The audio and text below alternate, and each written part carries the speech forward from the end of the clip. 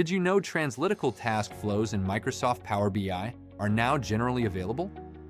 This new capability brings right back and action taking directly into your reports, so you can update data, trigger workflows, and collaborate across systems without ever leaving the dashboard. Here's what you can do. Add data. Create new records straight from your report.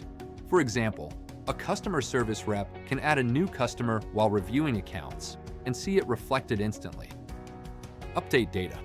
Modify existing records in real time. A logistics coordinator can update order statuses or add shipment notes while working through their queue. Delete data. Clean up outdated or unnecessary records. Inventory managers can remove discontinued products while monitoring stock levels. Call external APIs.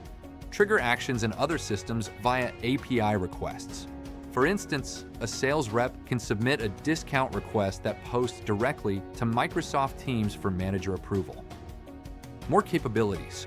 Go beyond basic data edits with annotations, data quality management, workflow automation, and even AI-assisted decision-making. Stay tuned for more Power BI updates.